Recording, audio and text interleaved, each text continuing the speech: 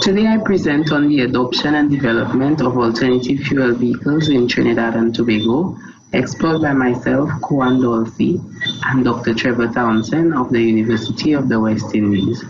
The presentation will cover our objectives, look at our approach, give an insight into seats on road transport, take a look at AFV-oriented policy as well as the adoption, progress, and projections, draw inferences and a conclusion, and make some recommendations.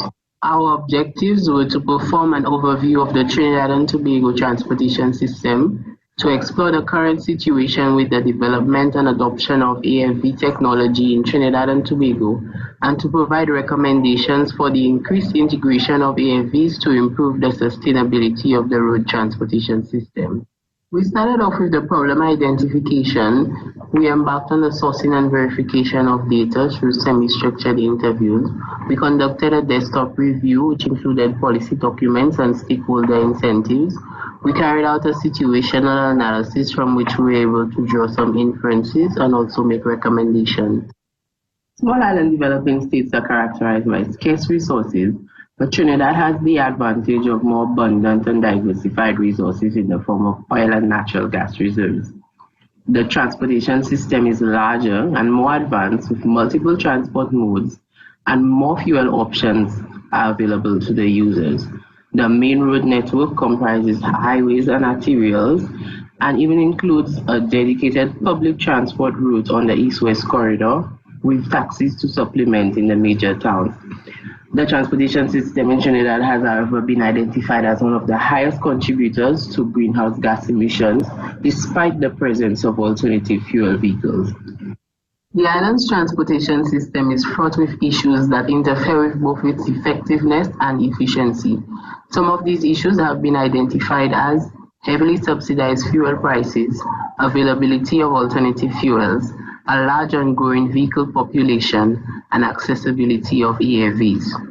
Local transportation professionals have offered some solutions, some of which include prioritization of short and long-term traffic and transportation plans, establish requirements for sustainable transportation, sensitization on and high priority towards electric vehicles, private sector involvement, and sustainable funding to be geared towards user-targeted subsidies. On the point of accessibility of AFVs, we delved into the public transportation system in Trinidad. So there are 4 major entities providing public transport. We have the state-owned PTSC with a little over 300 vehicles, with 20% of AFVs in the form of CNG buses. The Association of Maxi Taxis has a little over 5,000 vehicles, 2% of which are AFVs.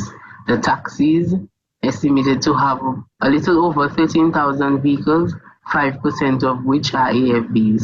And there are the ride-sharing platforms like TTRS, PinkCab, and Drop, which are becoming more popular, but not enough information was available at the time of the study. However, we anticipate that the percentage of AFVs using the ride-sharing platforms would be similar to that of maxis and taxis. But we see that the estimated annual ridership for the taxis and maxis collectively is about 275 million passenger trips, while that of PTSC is an average of 10 million. So the platforms serving or catering to a lot more persons have less alternative fuel vehicles as part of that entity. So we took a look at the various policies that would either encourage or hinder the adoption of alternative fuel vehicles in Trinidad. In 2015, we saw that the renewable energy target and a nationally determined contribution was set. A CNG standard was also developed. In 2016, there was a waiver of import duties applied to the purchase of new and used CNG and electric vehicles. Restrictions have since been applied to this waiver. Next year, the country is expected to achieve its renewable energy target, and in the next 10 years, the country is expected to see a reduction in overall emissions as it relates to the NDC. Upcoming modifications to the country's legislation should allow for greener and more efficient electricity generation, which would extend to the transportation system by reducing the limitations to the widespread use of electric vehicles. On screen, we have a summary of the initiatives undertaken by the government of Trinidad and Tobago to date as it relates to AFV adoption and development.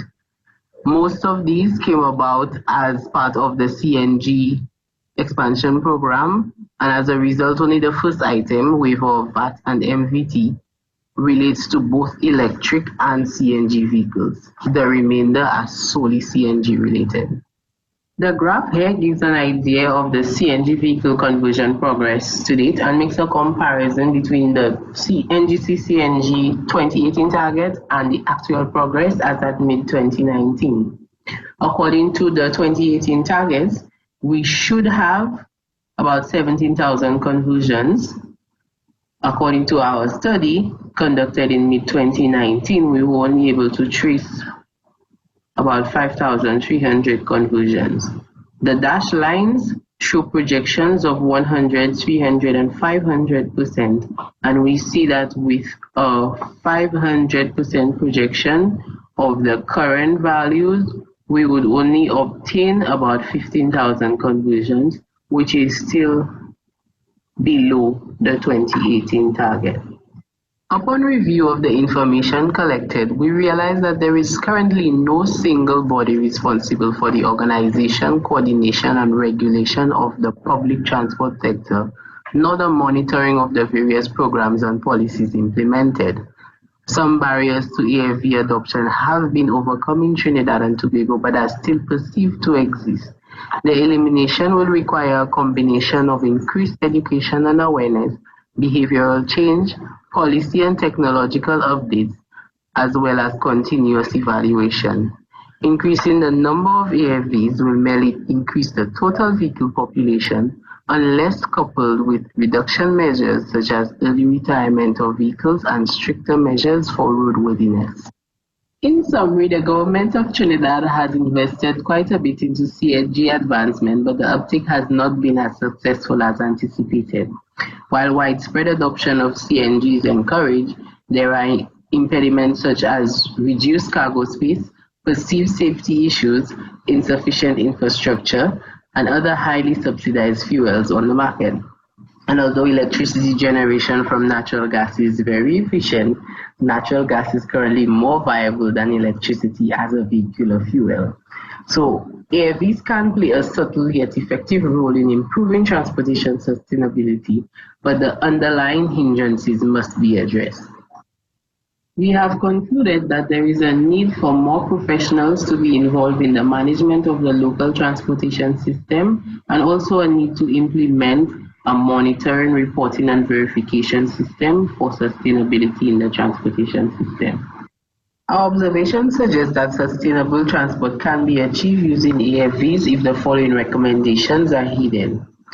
Data collection, research, and development programs should be structured such that the research needs of the country are met while reducing the burden of obtaining the data needed for sustainability monitoring. Behavioral change is required on the part of stakeholders, as there is a tendency to see CNG and electric vehicles as competitors, as opposed to a means of incorporating cleaner fuels into the energy mix. Political will would be required on the part of government entities and leaders to support the upsurge in the new technologies as they emerge. We recommend high occupancy vehicle and clean vehicle priority on our roadways. We also support the establishment of a transport authority to assist in managing the public transport services and ensuring that adequate services are provided to all users. We recommend that the winning proposal for intracity transit be one that encourages clean vehicles and also non-motorized modes of transportation. Energy efficiency is required, and we suggest that perhaps TNTech can look into more efficient ways of producing electricity and also embark on a rate review to encourage the customers, the general population, to be more prudent with their electricity consumption. And ultimately, other forms of energy, renewable energy preferably, need to be explored to reduce the cost of producing and distributing electricity in Trinidad and Tobago. We have our list of references, and we thank you again for your time and attention. All right, that was great, Kohan. I'm very happy that you were able to present in the same session as our earlier presentation that focused on the comparison of the EV and the regular fuel. Now, I have a question.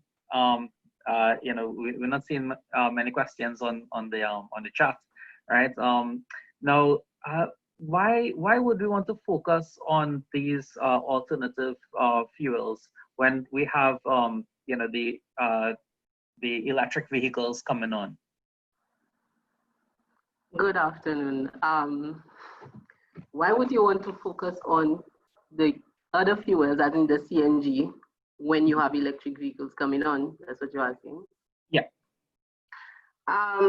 Well, that is a question I had when I was conducting the research as well. But there are a lot of hindrances too, well, with respect to the electric vehicles coming on stream and becoming more popular than the CNG at present. So, I mean, yes, it is a good idea, look at electric vehicles, but then in the interim, while you're trying to address all of the hindrances, you do have the CNG that is readily available in Trinidad and can be used. And then you have the question of the efficiency of it as well, because the previous presentation mentioned it compared the electric vehicle and the internal combustion engine. And my research also suggests that the electricity, while it is more, oh no, sorry, the electricity is more efficient for use, less efficient for use as a vehicular fuel right now. So while you're trying to battle with all of these, the CNG is available and can be implemented and expanded. I hope I answered your question. Okay, all right. All right. So I had another question.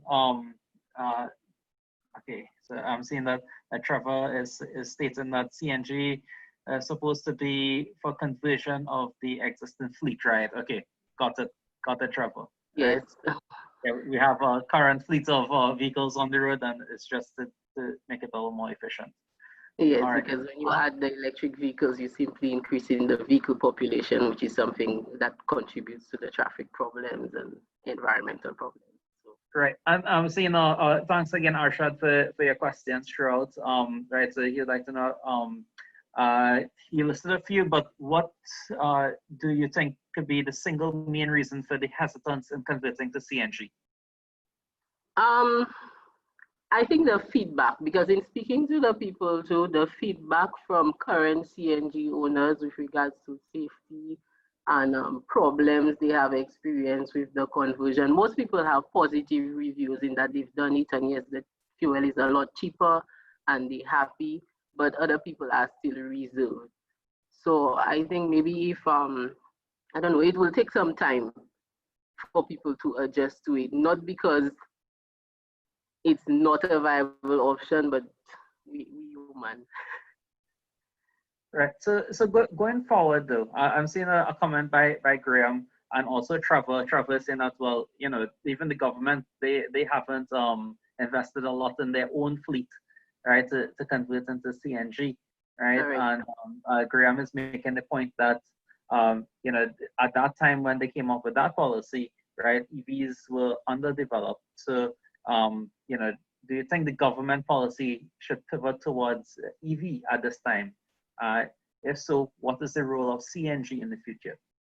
I agree. Yes, the government policy should be directed towards the electric vehicle. At the same time, like CNG will be there as a filler. CNG is not a renewable resource. It can be depleted, but it is available. So it's something you could use in the move towards the alternative fuel vehicles. And at the same time, I don't think that like you should look to phase out CNG as a previous presenter said, there is space for both on the market, and you could give people the option. The important thing is really to reduce the energy consumption and increase the efficiency so that we could be more sustainable. Right, and one last point before we move on to the next presenter. I'm very surprised that there's no government policy informing this, right? Did you go to the Ministry of Transport or even the Ministry of Planning to get a broader vision for what they have planned in the future? Sorry, repeat that? Did you attempt to go to contact the Ministry of Transport or even the Ministry of Planning on their vision for the future? Yes, I spoke to persons from Ministry of Public Utilities, Ministry of Energy, Ministry of Transport to get a feel of where they were all going. But the only project that was mentioned with regards to alternative fuel development, with regards to transport, there was a project on the IRENA for the Queen's Park Savannah, where they intended to install some electric vehicle charging stations around the Savannah. But that was as far as it went. Okay, so it's quite limited. So yes. Actually, again, thanks, Kohan, because it's people like you who would, hopefully the governments in power, they would read the technical papers and be a little more informed. All right, so we thank you again for your presentation. I hope so.